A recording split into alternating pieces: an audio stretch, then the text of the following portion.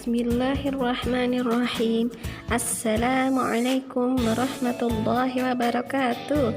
Halo, selamat pagi anak-anakku semua. Bagaimana kabarnya hari ini? Kali ini kita akan belajar tentang ide pokok paragraf. Siapa yang masih ingat tentang ide pokok paragraf? Ide pokok adalah ide atau gagasan yang menjadi dasar pengembangan suatu paragraf. Dengan kata lain, ide pokok adalah inti dari informasi yang kita peroleh dari paragraf tersebut. Ide pokok disebut juga gagasan pokok, gagasan utama, atau pikiran pokok.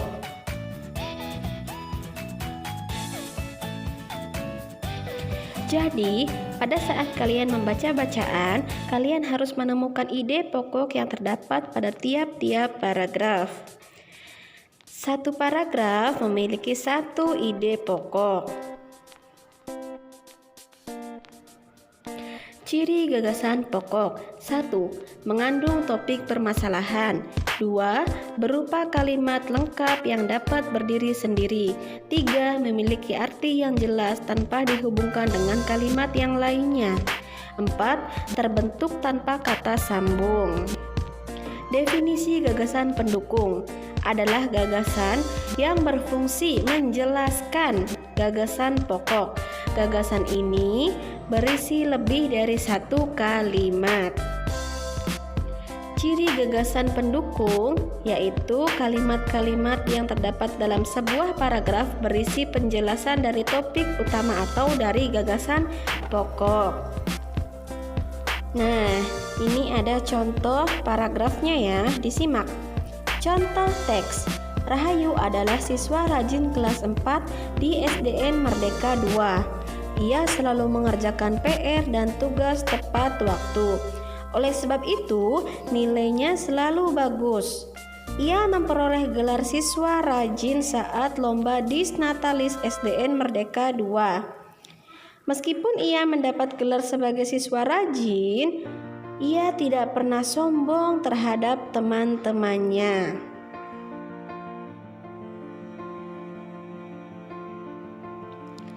Penjelasan dari teks tersebut yaitu 1.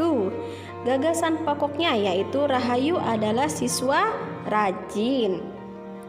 Yang kedua, gagasan pendukungnya yaitu nilai Rahayu selalu bagus karena mengerjakan tugas tepat waktu dan ia mendapat gelar siswa rajin di sekolah. Letak kalimat utama. Yang pertama, paragraf deduktif yaitu terletak di awal paragraf. Yang kedua, paragraf induktif yaitu terletak di akhir paragraf. Yang ketiga, paragraf yang kalimat utamanya terletak di awal paragraf, kemudian diulangi kembali di akhir paragraf. Pengertian paragraf deduktif adalah paragraf yang ide pokok atau kalimat utamanya terletak di awal paragraf dan selanjutnya diikuti oleh kalimat-kalimat penjelas untuk mendukung kalimat utamanya. Paragraf reduktif yaitu paragraf yang kalimat utamanya di awal dengan ciri umum khusus. Ciri-ciri paragraf deduktif adalah A. Definisi, B. Pernyataan, C. Pendapat. Contohnya, fenomena macet sudah biasa dijumpai di beberapa kota besar di Indonesia.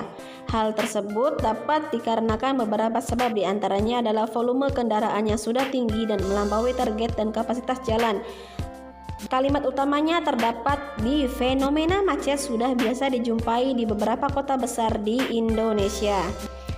Pengertian paragraf induktif adalah sebuah paragraf di mana ide pokoknya terletak di akhir paragraf dan kalimat penjelasnya berada pada bagian awal paragraf.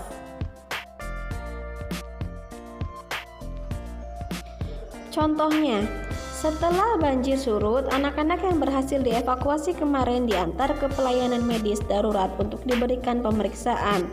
Ternyata, kasus penyakit yang diderita anak-anak korban banjir bandang tersebut cukup beragam. Sebanyak 15 anak mengalami diare akut, 2 anak menderita penyakit kulit, dan 4 anak dipastikan terkena demam berdarah. Dapat dikatakan banjir bandang yang melanda Denpasar minggu lalu itu membawa dampak yang buruk bagi kesehatan anak-anak korban banjir. Nah, paragraf yang terakhir atau kalimat yang terakhir ini adalah ide pokok atau gagasan utamanya. Nih, dimulai dari dapat dikatakan sampai anak-anak korban banjir. Contoh paragraf campuran. Yang tulisannya miring itu merupakan paragraf campuran. Ibu bacakan ya. Peningkatan taraf pendidikan para petani sama pentingnya dengan usaha peningkatan taraf hidup. Petani yang berpendidikan cukup dapat mengubah sistem pertanian tradisional, misalnya bercocok tanam hanya untuk memenuhi kebutuhan pangan, menjadi petani modern yang produktif.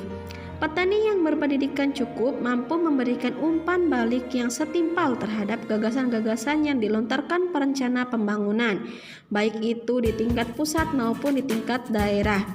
Itulah sebabnya peningkatan taraf pendidikan petani dirasakan mendesak. Nah, tulisan yang miring itu adalah gagasan pokok atau gagasan utama.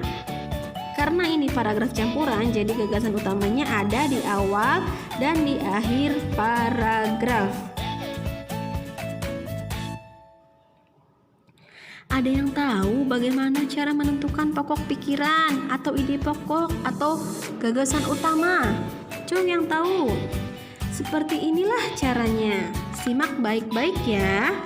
Yang pertama, yaitu membaca seluruh kalimat dalam paragraf.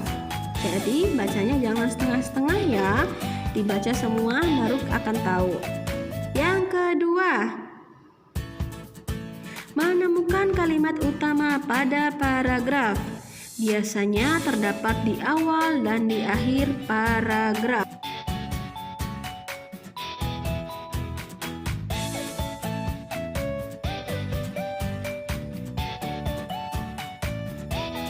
Selanjutnya, ciri-ciri kalimat utama.